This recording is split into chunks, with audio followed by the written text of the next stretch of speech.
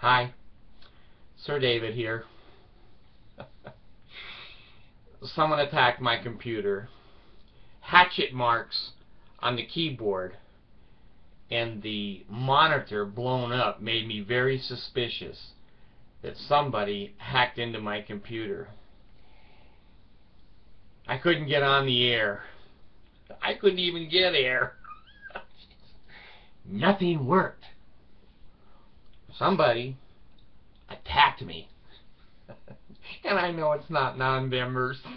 God, I would bet my left testicle that it was not non-members. It was the Mormons. But thank Jesus, I'm back on. All you people that are religious, Jesus has kept me on the air. The atheist God.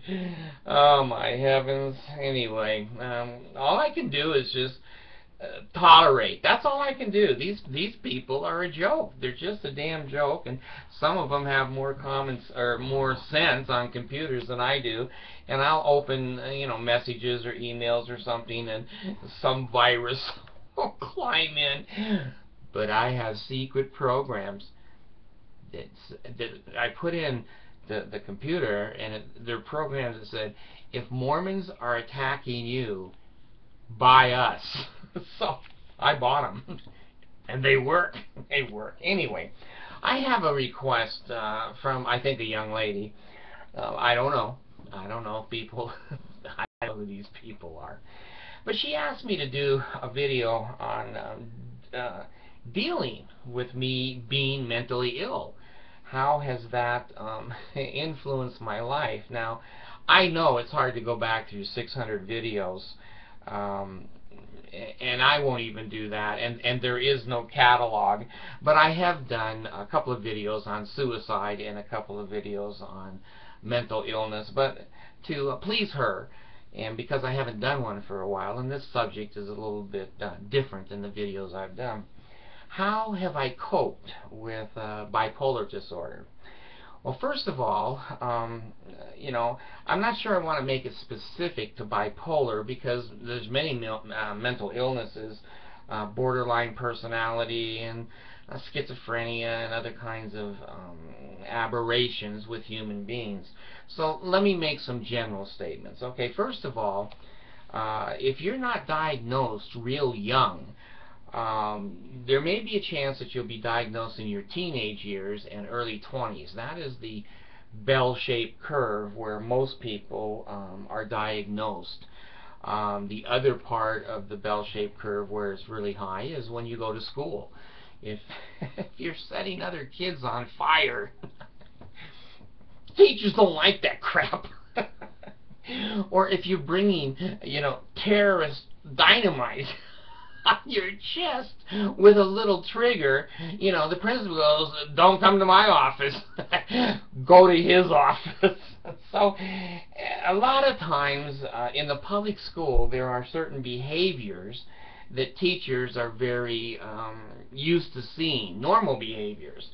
And so if your kid rides in kindergarten a motorcycle into his kindergarten class and sits down, the teacher is likely to say, get that piece of shit out of here and take the motorcycle too. And they put him in a special education class. Now take a look at my videos on special education. Some of them are pretty funny. I have an autistic son, Aaron, and I think he's 23 now, something like that. And I took care of him all the years until he was 18. And in Oklahoma, he was in special education, and they sat him in a corner with a coloring book, and that was his special education group and program. Well, Oklahoma is like the Mormon church. A belt buckle is a second form of ID. So anyway, I didn't get diagnosed until I was in my mid-40s, and I've done some unusual things. Jeez. When I think back on it, I should feel bad, but I don't. I don't know. Maybe that's bipolar. One day I remember my son, the child molester, David Adam, uh, he did something, as usual.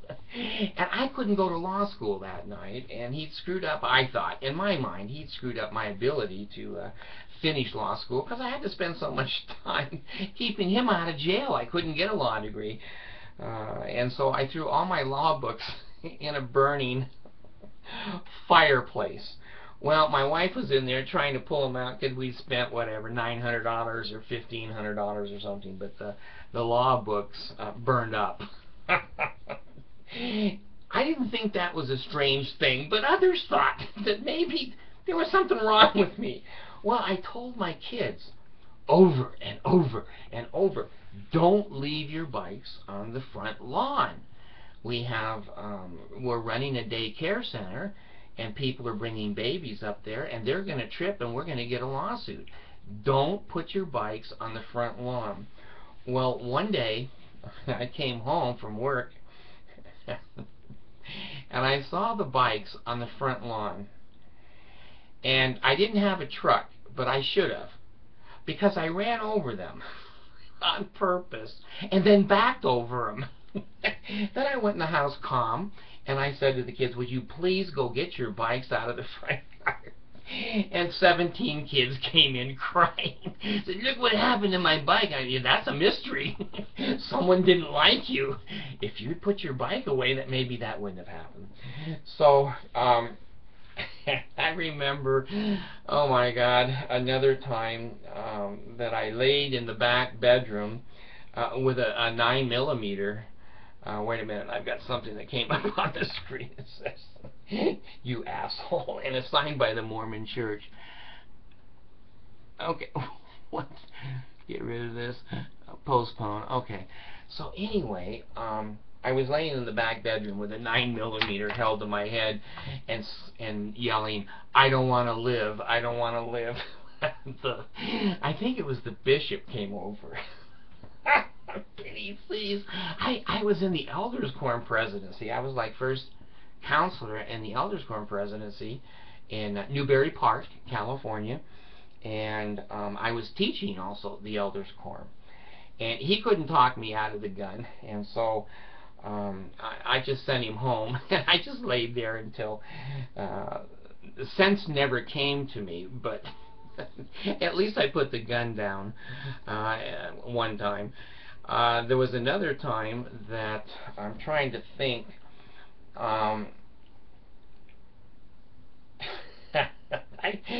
My mind is a little bit blocked. The subject that I'm speaking on is how did you deal with your mental illness and depressions? I've got several tapes on suicide. I've tried to commit suicide 5 times, but I'm much better at recording videos than I am killing myself. Everything went wrong. I've tried gas, I've tried guns, I've tried overdosing on pills, I've tried insulin. God, I shot 1,200 units of insulin, and that didn't kill me. But it did make my sugars a little bit low. I could say that. I'm sure that there's many other antics that I was involved in. However, on a note of some seriousness, which I can't stay on very long, it's tough. It's tough to deal with depression and mental illness and being different. I had to know the handicap law, and I studied it very, very thoroughly, and I'm somewhat of an expert on ADA, and a little bit of an expert on psychotropic drugs. I'm not a doctor, but I've been on every psychotropic drug in the world. I think I've been on 15, and they call me medically resistant. Now, my ex-wives call me socially resistant. Oh, that reminds me of another antic that the mentally ill person did. I told you that, I'm not going to go into a big long story on it, but I told you that in the divorce with my second or third wife, she accidentally left some naked pictures of her vagina where I obtained them. And I said, thank you, Jesus. My testimony of Jesus grew at that particular point. It's dissolved since then. But anyway, I went down to Kinko's in the middle of the night because I didn't want anyone watching me, and I blew up a 3x3 poster of her vagina, and then I sent it to her new husband. The stake president wanted to have a little chat with me and took my temple recommend for a period of time for punishment. And he kept looking at the pictures. I was telling you this the other day, and then he handed them over to my bishop and he said, "What do you think of this one?" Well, he said, "Well, I think this one's better." So anyway, that was another antic. When you're different, one of the advantages I've had is the bipolar personality. I don't give a shit. I don't give a shit if people don't like me, or I stand up and say something, or you know, I'm out of bounds. It doesn't bother me. And those of you who are normal, who have depression, and who have personality disorders and psychiatric difficulties, it bothers you. And I have some sympathy for that and some empathy for that, because it doesn't bother me. I can get on here and, you know, 250,000 people say, I can say, you know, I'm bipolar. So what? I don't care. There's, some people have said, well, you need to take meds. Shit. I take 8 medications right now a day. And just before Plavix went not viral, it went not geriatric. It went It went not genetic. I can't remember. See, this, you gotta laugh at yourself, folks. If you've got problems, you gotta laugh, because if you don't, you'll start crying.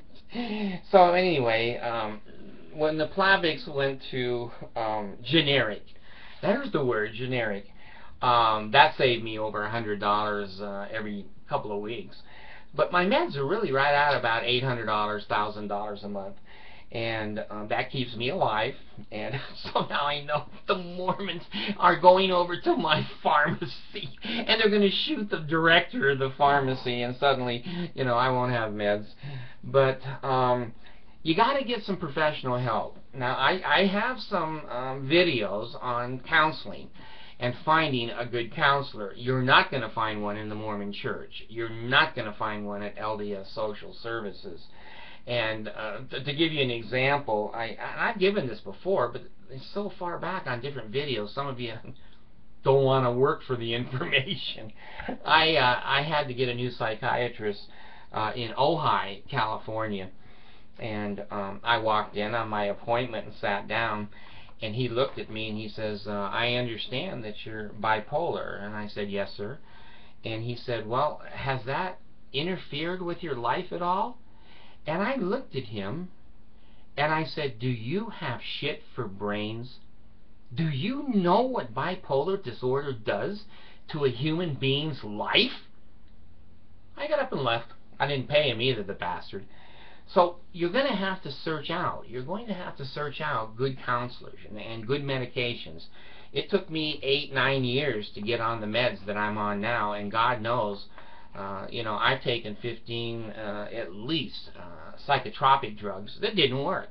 Lamictal right now works really well for me. It has for years, and I don't seem to get immune to it, or it's not addictive, and it does well for my bipolar. But for your mental illness, you're going to have to find a drug that works for you, and you're going to have to go through the frustrations of drug failure, that you take the drug and you wake up and you want to kill yourself. Now, either get rid of your wife or get rid of the damn drug.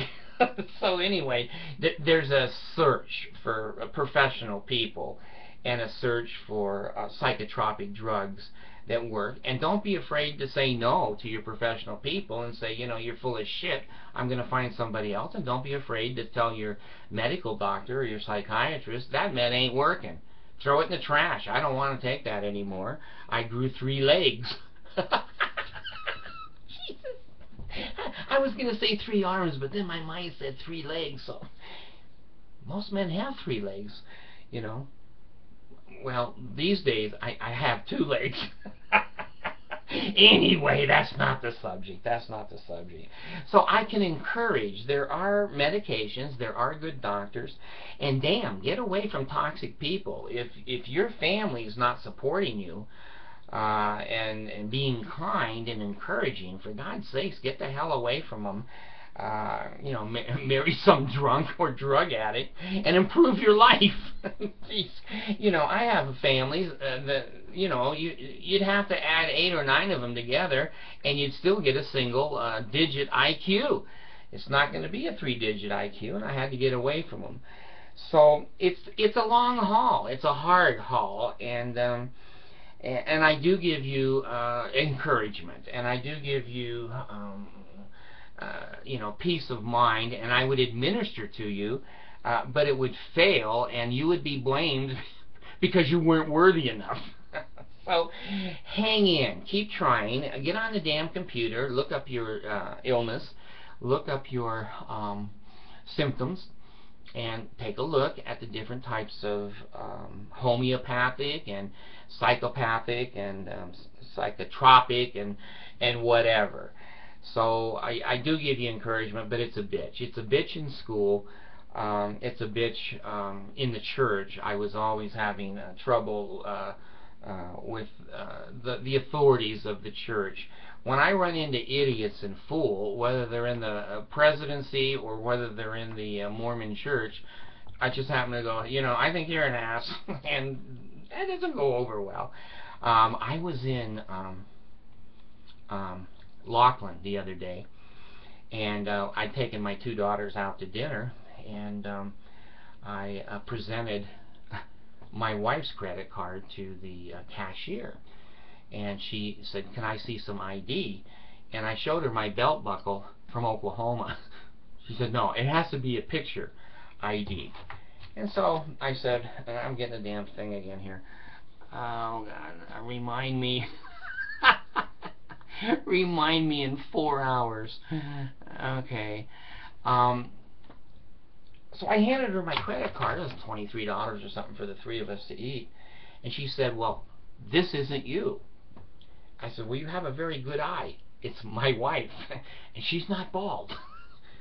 I can't take this credit card." I said, "Oh?" I said, "They took it at the front desk when I checked in." "I don't care." Now, I could swear she was Mormon, and she knew who I was, the way she was treating me. So I said, "Well, I don't have another credit card. That's the one I brought with me, and it worked at the front desk." And she said, "I can't take it." At that point, I couldn't take it either. She said, "I'm calling security." Now, see, being bipolar, most people would be a little, you know, rattled about security. I said, "Good. I hope they're smarter than you are." She didn't like that, so she calls her manager. The manager comes over, and she goes, "I can't take this credit card. He has no other money and no checks, and we need to call security." So the manager says to me, "What's the deal?" And I said, "Well, they took it at the front desk, so I don't know what her problem is." So he walked me to the front desk, and the lady at the front desk, I was standing there with the manager, and she said, "Well, Sir David," no, she didn't. "Sir David, do you want me to open up your credit card so that you can just charge anything here, and it'll just go on your credit card automatically?" I said, yeah, that'd be a good idea." And I looked at the manager, and I go, you know, with my eyes, you know, there's fingers in my eyes. So we went back to the lady, and I said, "Just charge it to my room." And she was so mad that I got around that. So bipolar people, we don't care. We don't care if we die. We don't care, you know, if our fingers are cut off. It's just a matter of living life the way that it comes out. So I encourage you to get someone you can talk to. My little wife is as sweet as can be, and